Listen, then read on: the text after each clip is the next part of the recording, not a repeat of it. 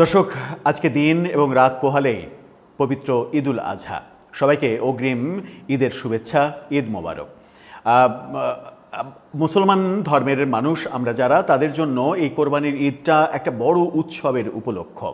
এই গরু কোরবানি দেয়া, খাসি কোরবানি দেয়া, দুম্বা, উট, যে যার সামর্থ্য আছে আমরা ঠিকই সেটা দিই।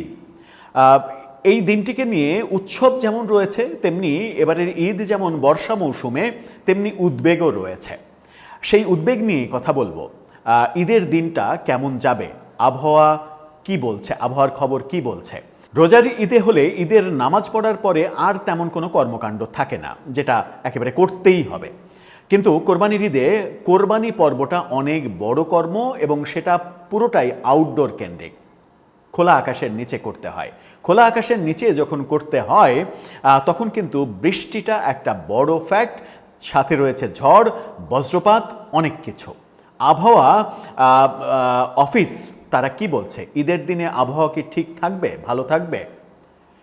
দেশের অন্যান্য জায়গার অবস্থা খুব খারাপ না হলেও ঢাকার জন্য বোধহয় খুব একটা ভালো খবর নেই।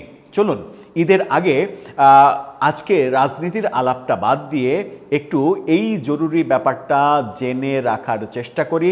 আবহাওয়াটা কেমন থাকবে, কোথায়, যেটা জেনে রাখলে আপনার ঈদের প্রস্তুতি, আগাম প্রস্তুতি, কোরবানি করার আগাম প্রস্তুতি যেন শেডের নিচে করতে পারেন, কিংবা সেখানে একটা কোনো কিছু টাঙিয়ে নিতে পারেন, বৃষ্টির পানিতে যেন ভিজতে না হয়, সেই ব্যাপারগুলো আপনি আগে থেকেই সচেতন হতে পারবেন। সেই কথাটাই ছোট্ট করে বলবো এই ভিডিওতে। থাকবেন পলিটিক্স টিভির নিয়মিত আয়োজনে।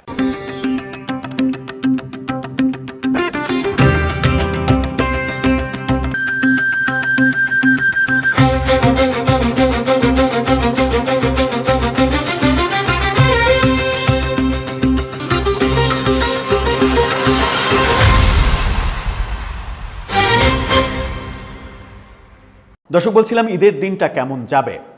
আবহাওয়া নিয়ে উদ্বেগ রয়েছে এবং উদ্বেগের কথা আবহাওয়া অফিস জানাচ্ছেও।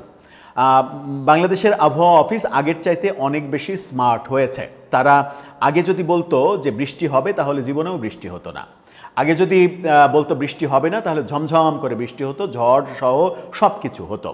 একমাত্র বাংলাদেশের আবহাওয়া অফিস যেটা বলতো সেটা হতো না। মানে এরকম একটা টেন্ডেন্সি তৈরি হয়েছিল, ট্র্যাডিশনই তৈরি হয়েছিল যে আবহাওয়া অফিস কি বলছে আগে সেটা জেনে দেখ। যদি বলছে বৃষ্টি হয়েছে হবে, তাহলে ধরে নে যে বৃষ্টি হবে না। যদি বলছে যে বৃষ্টি হবে না, তাহলে ধরে নে যে বৃষ্টি হবে।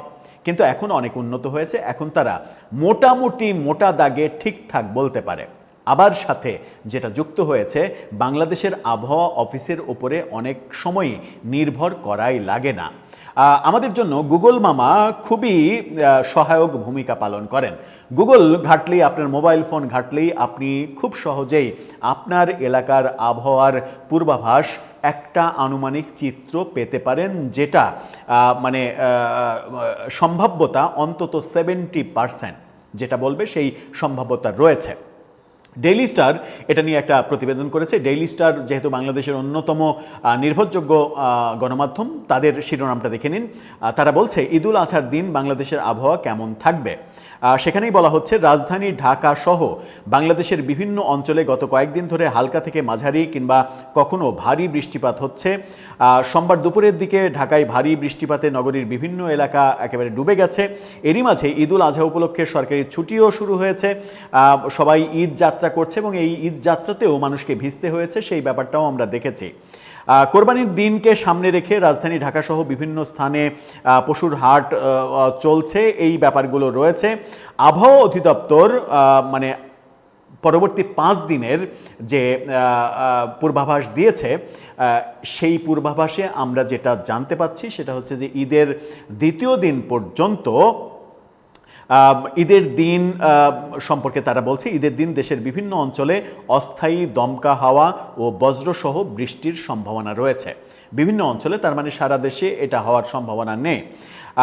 এই কোন অঞ্চল, কোন কোন অঞ্চলে এই বৃষ্টিটা হতে পারে, আপনারা যারা এই অঞ্চলের মানুষ, এই অঞ্চলগুলো যেগুলোর মধ্যে আমি নিজেও পড়ি, তার মধ্যে রয়েছে ঢাকায় সবথেকে বেশি বৃষ্টিপাতের সম্ভাবনা রয়েছে চট্টগ্রাম, বরিশাল, খুলনা এবং রাজশাহী বিভাগের অনেক জায়গায় হালকা ও মাঝারি ধরনের বৃষ্টির পূর্বাভাস দিয়েছে আবহাওয়া অধিদপ্তর।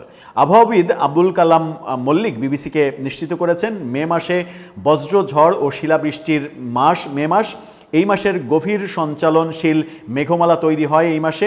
এই মেঘমালা তৈরি হলে অনেক সময় অল্প সময়ের মধ্যেই ভারী বৃষ্টিপাত হয়। ঈদের দিন ঢাকাসহ সারা দেশের বিভিন্ন বিভাগে বৃষ্টিপাতের পূর্বাভাস দিয়েছে আবহাওয়া অধিদপ্তর। তেমনি তার আগের 2 দিনও, অর্থাৎ গতকালকেও দেশের বিভিন্ন জায়গায় বৃষ্টি হয়েছে, আজকেও বৃষ্টির সম্ভাবনা রয়েছে বলে বলছে, যাতে করে ভোগান্তি, পশুর হাটে ভোগান্তি বাড়তে পারে এরকমটাও বলা হচ্ছে। আমরা মানে গত 2 দিনের ঢাকার আবহাওয়াটাও খুব একটা ভালো দেখিনি, এতে করে কিন্তু পশুর হাটে এক ধরনের দুর্যোগ নেমে আসতে দেখেছি। তবে এটা মানে এত বেশি আশঙ্কা করার কিছু নেই। আবহাওয়া অধিদপ্তর এরকম কোনো কিছু বলেনি যে কনফার্ম একটা মুষলধারে বৃষ্টি হবে। বৃষ্টির সম্ভাবনা রয়েছে, আপনারা হালকা প্রস্তুতি নিয়ে রাখতে পারেন, যেন মানে সামান্য হয়তো 10-15 মিনিট, আধা ঘন্টার যদি বৃষ্টি হয়, সেই সময়টা ঢেকে ঢেকে রেখে বৃষ্টিটা থামলে পরবর্তীতে যেন কাজটা করতে পারেন, এই প্রিপারেশনটা যেন থাকে, তাহলেই বোধহয় একটা সেফটি ফ্যাক্ট কাজ করবে। তবে আমরা প্রত্যাশা করব আমাদের প্ল্যাটফর্ম থেকে যে ঈদের দিনটা, অন্তত কোরবানির পর্ব যতক্ষণ পর্যন্ত চলে, বিকেল পর্যন্ত বৃষ্টির ভোগান্তি মহান সৃষ্টিকর্তা আমাদেরকে দেবেন না।